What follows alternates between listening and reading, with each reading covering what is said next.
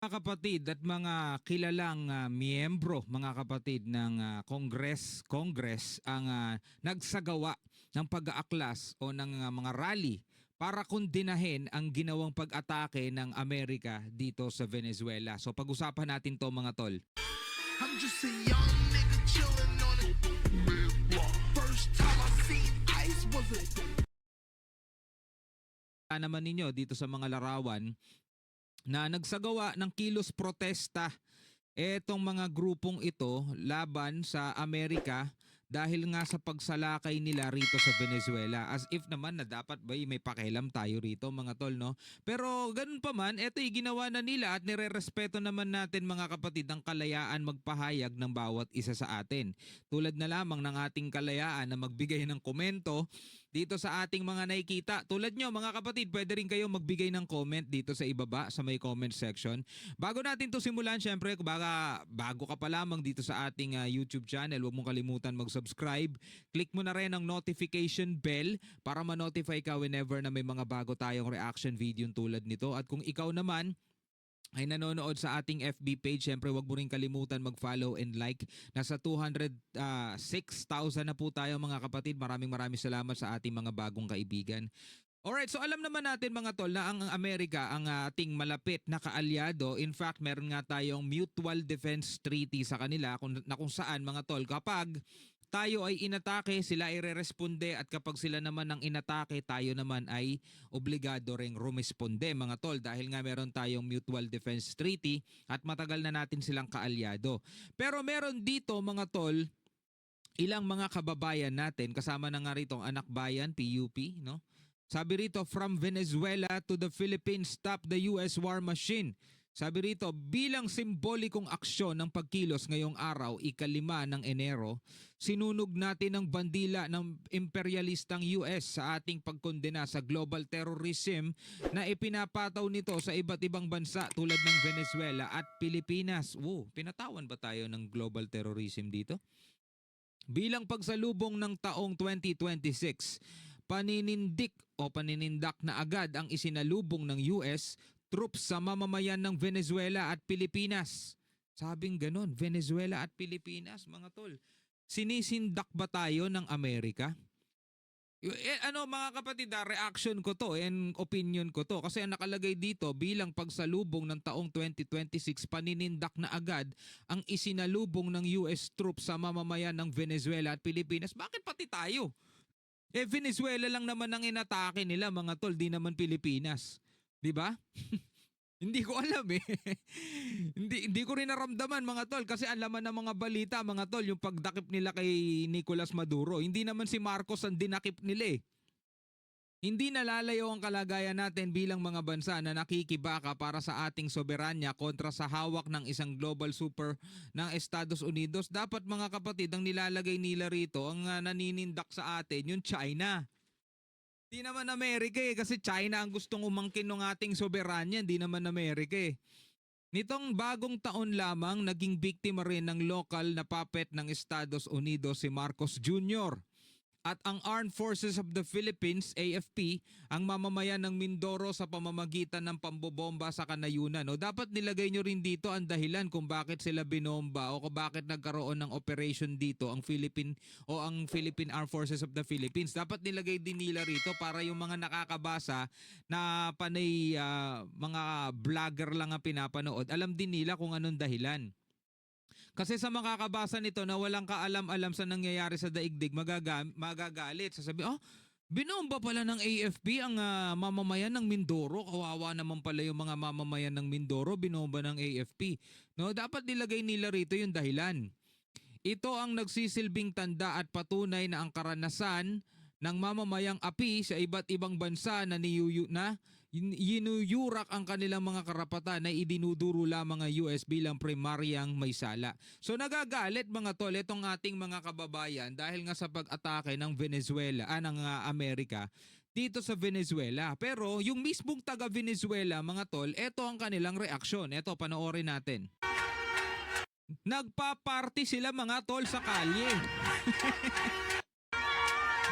Yung mismong mga taga Venezuela, mga tol, nagpa-party sa kalye. Ano, Viva Venezuela Libre. Ibig sabihin, free. Malaya na daw sila, mga tol. Libertad. Venezuela Libertad. Oh. Dito, yung mga kababayan natin dito sa Pilipinas na tila baga tayo ang inatake. Parang tayo pa ang inatake. Eto, nagsusunog sila ng bandila. Nagagalit sila. Oh. Nagsusunog sila ng bandila ng Amerika at nagagalit sila at kinokondena nila ang pag-atake ng Amerika dito sa Venezuela. Na hindi naman inilagay dito sa post, mga kapatid, ang complete details. Unang-una kung bakit yun ginawa ng Amerika sa Venezuela at yung sasagawa naman ng military operation dito sa Mindoro ay hindi rin naman nila nilagay kung bakit. So ngayon, yung mga mamamayang Pilipino nagtatanong bakit ba nagsagawa ng military operation ng AFP natin sa Mindoro? Anong dahilan? Kasi lalabas dito, mga tol, nagiging terorista ang mga AFP natin. Kapag inilagay lang nila rito na nagpasabog ang AFP sa Mindoro tas hindi naman nila nilagay kung anong dahilan, di anong iisipin ng mga taong makakabasa? Di ba? Naghasik lang ng lagim yung ating AFP, di ba? Sabi rito sa mga comment, good thing, wala namang maano sa kanila. Wala na, susunod na mga bangag, nakikisaw-saw na naman kayo. Ayan, bulok ang utak niyan. Ayan balikan natin ulit Eto, nagpa-party yung mga taga-Venezuela. Mga tol, bansa nila yan lahi nila yun. Tayo wala, nakikisaw-saw lang tayo. Diba? Napakarami nating problema rito sa Pilipinas, sa totoo lang. Unang-una, meron din tayong problema sa mga gustong umagaw ng ating soberanya. Nitong nakaraang taon nga, mga kapatid, 'di ba? Mga mangingisdang Pilipino natin winater canon. Amerika ba gumawa noon? Hindi naman 'Di ba? Hindi naman Amerika gumawa noon hindi ko naman sinasabing ipagtanggol natin ng Amerika sa kanilang ginawa. Oo, maraming bumabati ko sa kanila kasi sabing ganoon. Ang problema ng Venezuela, kung problema nila yung presidente nila, problema na nila yon. Dapat hindi nanghihimasok ang Amerika. Yun ang sinasabi ng mga ibang tao. Pero ang dahilan naman ng Amerika, nadadamay sila sa problema ng Venezuela dahil pumapasok din sa kanila yung mga drogang galing mismo sa Venezuela. Yun ang sinasabi ni Trump, mga tol. So ngayon, nagsagawa sila ng military operation nila para dakpin yung sinasabing dahilan, mga tol, kung bakit malakas ang drug cartel doon sa Venezuela. At pagkatapos nga nung pangyayaring yun, mga tol, eto na ang nakikita natin. Nagdiriwang sila, mga tol. At ilan pa lang to, mga kapatid, sa napakarami pong mga post, mga video na makikita mo online kung saan may mga nagsasalita pa nga na masayang masaya sila at sa wakas, mga tol. Yung iba nga nangingiyak-ngiyak pa naiiyak-iyak pa nga sila dahil sa wakas daw malaya na sila, no? Mula sa impyerno, mula sa bangungot. Well, yun ay ayon mismo sa kanila, napakinggan lang natin, mga tol. Diba?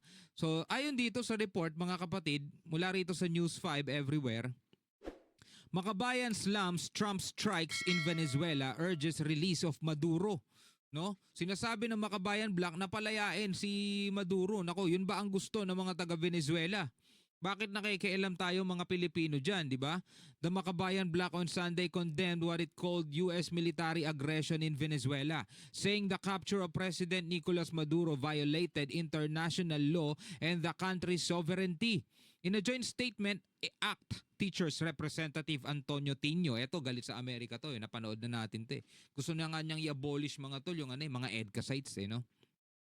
Gabriela Women's Party Representative Sarah Jane Elago, eto pa, kilala rin natin yan. Ayaw nilang bumili ng missile kasi gagamitin lang daw sa mga mamamayan ng Pilipinas, sabing ganun. And Kabataan Representative Attorney Rene Luis Co, eto pa, isa pa to, said the reported operation if Trump breached the United Nations Charter and set a dangerous precedent by forcibly arresting a sitting head of state. The lawmakers described the arrest as state-sponsored terrorism and warned that it sends a threatening message to countries that pursue policies independent of U.S. influence. Ang ginawa ng US government kay President Maduro ay isang klaro at hayagang mensahe sa buong mundo. Sumunod kayo o kayo ay matutulad kay Maduro at Venezuela. Sabing ganun. Venezuela ha, hindi Valenzuela. Venezuela.